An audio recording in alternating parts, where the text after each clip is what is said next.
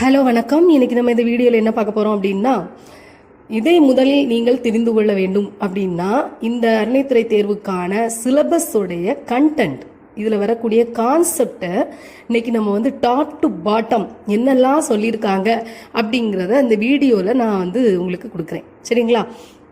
இந்த வீடியோ ரொம்ப யூஸ்ஃபுல்லாக இருக்கும். ஏன் அப்படின்னா, இந்த ஒட்டுமொத்த சிலபஸையும் உங்களுக்கு மைண்ட் செட் பண்ணுற மாதிரி இருக்கும். அதுக்காக தான் இந்த வீடியோ நான் கொடுக்குறேன். சரிங்களா? வாங்க வீடியோக்குள்ளே போகலாம். அதாவது ஃபஸ்ட்டு இந்து சமயம் இணைப்பு விளக்கம் இல்லைங்களா? இந்து சமயம், அப்புறம் சைவம் வைணவம் அப்படிங்கிறதா நமக்கு டைட்டிலே. அப்போது இந்து சமயம் அப்படிங்கும்போது இந்து மதம், இந்த சமயம் எப்படி தோன்றியிருக்கு, அப்போது இதோடைய வரலாறு என்ன, நம்முடைய சமயத்தினுடைய மூலம் என்ன அப்படிங்கிறது தான் முதல்ல நம்ம தெரிஞ்சிக்க வேண்டிய விஷயம். அப்படி தானே? அப்புறம் இப்போது வேதங்கள்னா சுருதிகள், அதாவது வழி வழியாகவே வந்திருக்கு. வேத காலத்துலேருந்து வழி வழியாக ஒரு ஆசிரியர் சொல்லி கொடுத்துட்டு இருப்பாரு. அந்த சீடன் கேட்டு காது வழியாக கேட்டு அவரும் என்ன பண்ணுறாரு, ஓதுவார். அதில் ரிக்கு, யஜூர், சாமம், அதர்வன வேதங்கள்லாம் இருக்குது இல்லைங்களா?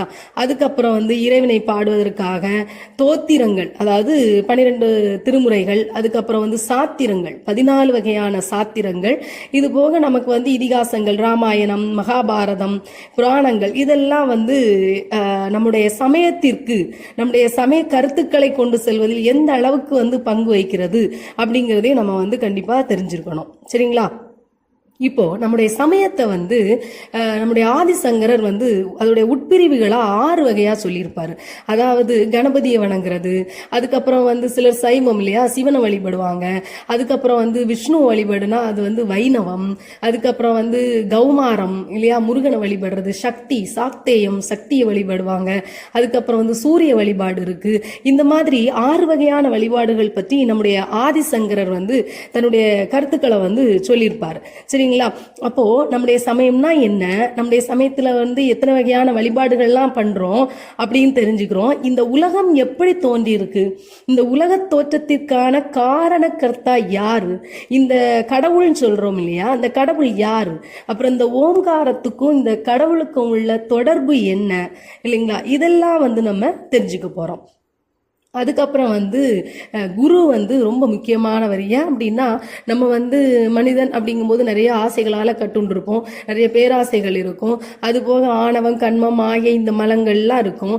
இந்த மலங்கள்லாம் நீக்கி அந்த ஆன்மா சுத்தமானாதான் நம்ம என்ன பண்ண முடியும், இறைவனை அடைய முடியும். அப்போ நம்முடைய மலங்களை நீக்குவதற்கு ஒரு குரு தேவை இருக்கிறார் இல்லையா? அப்போ அந்த குரு நம்முடைய சமயத்திலேயே என்ன பண்றார், சமய குரு ஒரு முக்கிய பங்காக இருக்கிறார். அப்போ அந்த குரு என்ன பண்ணுவார், தீட்சை கொடுப்பார். தீட்சை மூலமா அந்த மலங்களை எல்லாம் நீக்கி இறைவனை அடைவதற்கான ஒரு ஞானத்தை கொடுப்பார். சரிங்களா? அடுத்தது நம்ம இப்போ கோவிலுக்குள்ள வந்துருவோம். சரிங்களா? இப்போ கோவில் நம்முடைய ஆலயம், ஆன்மா லயிக்கிற இடம் தான் இல்லையா? அந்த கோவில் எப்படி கட்டமைச்சிருக்கு, அதனுடைய அமைப்பு, அதனுடைய வழிபாடக்கூடிய முறைகள், அதுக்கப்புறம் பூஜை முறைகள். அதாவது ஒரு கோயில் இருக்கு, நம்ம வழிபட போறோம், அதுக்குன்னு ஒரு முறைப்பாடுகள் இருக்கு. அதுக்கப்புறம் பூஜை செய்யறாங்க. பூஜைகள்லயும் நமக்கு என்ன அப்படின்னா, ஆகமப்படி தான் பூஜைகள் செய்வாங்க. இப்போ சைவத்துல சைவ ஆகமப்படியும், வைணவத்துல பார்த்தோம் அப்படின்னா பஞ்சாற்றம் ஆகமம் இருக்கு இல்லைங்களா? அதுக்கப்புறம் விகானச ஆகமம், இந்த மாதிரி ஆகம முறைப்படி என்ன பண்ணுவாங்க, பூஜை பண்ணிட்டு வருவாங்க. அதுக்கப்புறம் பார்த்தோம்னா நிறைய மந்திரங்கள்லாம் ஓதுவோம். இந்த மந்திரங்கள்லாம் எதுக்கு அப்படின்னு பார்த்தோம்னா, நம்முடைய மனநிலையை ஒருநிலைப்படுத்துவதற்காக தான். இப்போ அஷ்டாட்சரமாக இருக்கட்டும், இல்லை பஞ்சாட்சரம், ஓம் நம சிவாய, அப்படி தொடர்ந்து சொல்லிக்கிட்டே வந்தோம் அப்படின்னா புறநிலையிலிருந்து வெளிப்பட்டு நம்முடைய மனம் எதுலையுமே சிதறாம அப்படியே ஒருநிலைப்படும். சரிங்களா? அந்த ஒருநிலைப்படுத்துவதற்காகத்தான் இந்த மந்திரங்கள். சரிங்களா? இந்த கான்செப்டை ஞாபகம் வச்சுக்கணும். ஏன் அப்படின்னா, இந்த கான்செப்டோட கனெக்ஷன் பின்னாடி அடுத்த டைட்டில் டாபிக்ல வரும்போது நம்ம அதுக்கு கனெக்ஷன் எப்படி கொடுக்குறோம் பாருங்க. இப்போ அடுத்தது நம்ம ஆலயங்கள்ல திருவிழாக்கள் கொண்டாடுவோம். சரிங்களா? 10 நாள் கொண்டாடுவோம், 3 நாள்கள், அப்படி அந்த மாதிரி திருவிழாக்கள்லாம் கொண்டாடுறோம். அந்த திருவிழாக்கள்ல 10 நாட்கள்லயும் வாகன உற்சவங்கள்லாம் நடக்கும். ஏன் இந்த திருவிழாக்கள்ல 10 நாட்கள்லயும் 10 விதமான உற்சவங்கள் நடக்கும் இல்லையா, அதுக்கான காரணங்கள் என்ன, என்ன தத்துவத்தின் அடிப்படையில் இதெல்லாம் நடக்குது அப்படிங்கிறதையும் நம்ம தெரிஞ்சுக்கணும். அப்புறம் வந்து பார்த்தோம் அப்படின்னா நம்ம நிறைய பண்டிகைகள் கொண்டாடுவோம்.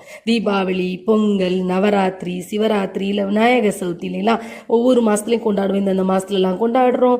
எதுக்காக இந்த பண்டிகைகள் வந்து கொண்டாடுறோம், அதனுடைய முக்கியத்துவம் அப்படிங்கிறதெல்லாம் நம்ம வந்து இந்த பண்டிகைகளில் வந்து நம்ம தெரிஞ்சுக்கலாம். இப்போ இறைவனை போற்றுவதற்காக தோத்திர நூல்கள், சாத்திரங்கள் இதெல்லாமே இருக்கும் பாருங்க. தோத்திரங்கள்னா என்ன, 12 திருமுறைகள், அதாவது தேவாரம், திருவாசகம் எதாக இருக்கட்டும், நம்ம வந்து கோயில்களில் ஓதுவோம் அப்படித்தானே. அதே மாதிரி சாத்திரங்கள் இதெல்லாமே நம்ம வந்து பாடுறோம் அப்படின்னா அது வந்து எல்லாமே வந்து என்னதுக்காக அப்படின்னா நம்முடைய மனம் வந்து இறைவனை நோக்கி செல்வதற்காகத்தான் நம்ம இந்த பாடல்கள், தோத்திரங்கள் எல்லாமே பாடுறதெல்லாம் இல்லைங்களா. அதே மாதிரி கோயிலில் நிறைய வகைகள் இருக்கு. அந்த வகைகள் பற்றி கூட அப்பர் வந்து அழகா பாடல்ல சொல்லுவார். கோயிலில் எத்தனை வகையான வகைகள் இருக்கு, அப்புறம் அந்த கோயில்களில் இருக்கக்கூடிய சிற்பங்களை நம்ம எப்படியெல்லாம் பராமரிக்கணும் அப்படிங்கிறது எல்லாமே இந்த கோயில் அப்படிங்கிற டாபிக்ல வந்துடும். சரிங்களா. அப்போ கோயில்னா என்ன, அந்த கோயிலுடைய அமைப்பு எப்படி இருக்கு, அதுல என்ன வழிபாடு பண்றோம், எப்படி வழிபாடு பண்றோம், அதோடைய பூஜை எப்படியெல்லாம் பண்றாங்க, தீபாராதனை எத்தனை வகை இருக்கு, என்ன தீபாராதனை பண்றோம், பண்டிகைகள் கொண்டாடுறோம், அதுக்கப்புறம் வந்து பாத்தீங்க அப்படின்னா இதை எல்லாத்தையும் சொல்றது தான் இந்த ஆலயங்கள் அப்படிங்கிறது ஒரு ரொம்ப கோர்வையா இருக்கும். ஒன்னோடு எல்லா டாப்பிக்கும் தொடர்ச்சியா தான் இருக்கும். சரிங்களா. அதுக்கப்புறம் வந்து என்ன அப்படின்னா இதெல்லாம் கோயிலை பத்தி நம்ம பார்த்தாச்சு, வழிபட்டாச்சு, பூஜை பண்ணியாச்சு. இப்போ என்ன பண்ணுவாங்கன்னா நம்ம சிலபஸ்ல அண்மை கால அருளாளர்கள் அப்படின்னு சொல்லிட்டு ஒரு டாபிக்கை உள்ள இன்சர்ட் பண்ணியிருப்பாங்க.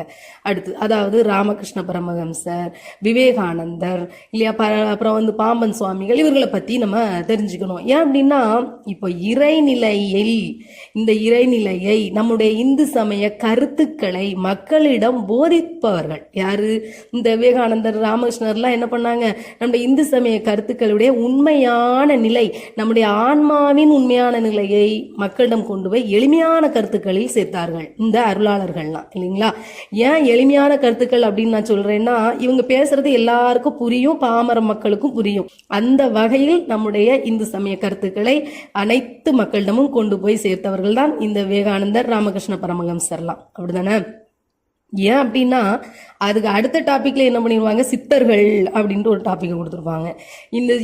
இந்த சித்தர்கள் என்ன பண்ணுவாங்க அப்படின்னா அவர்களுடைய அந்த போதனைகள் எல்லாமே ரொம்ப சூட்சுமமா இருக்கும். சித்தர்களுடைய பாடல்கள் எல்லாம் ரொம்ப சூட்சுமமா இருக்கும். ஞானம் அடைந்தவர்களால் அறிந்து கொள்ளக்கூடிய அளவுக்கு அந்த ஞானத்தை போதிப்பார்கள்.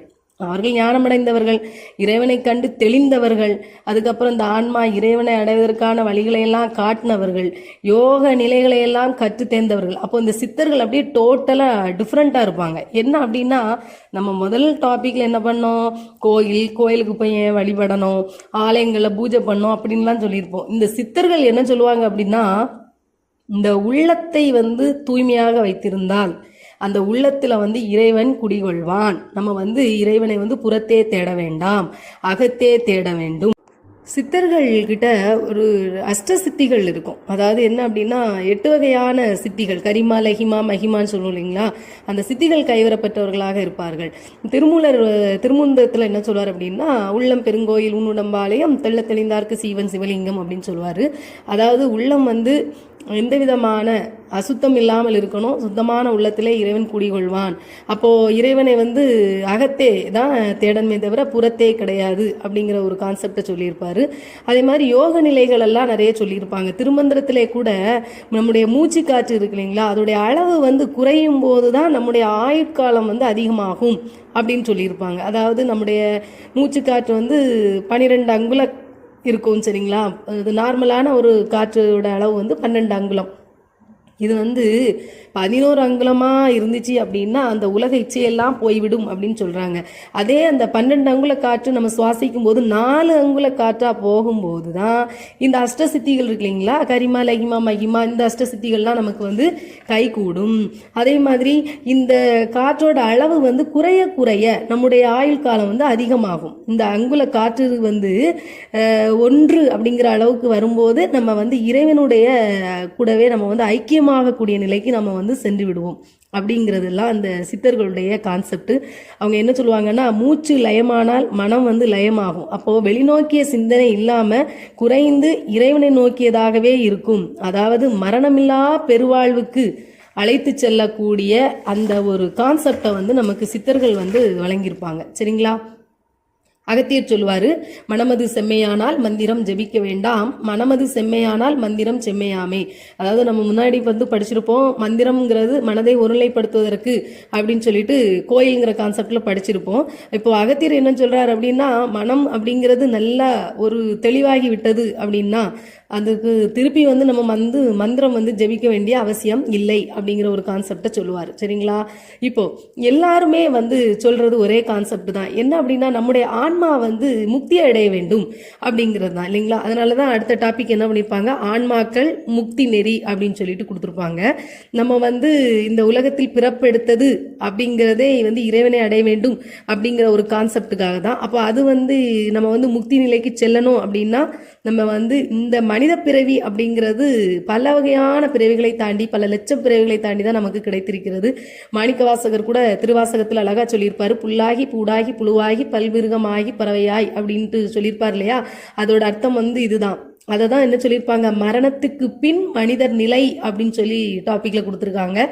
அது என்ன அப்படின்னா, நம்முடைய மரணத்திற்கு பிறகும் இன்னொரு ஜென்மம் வந்து இருக்கு.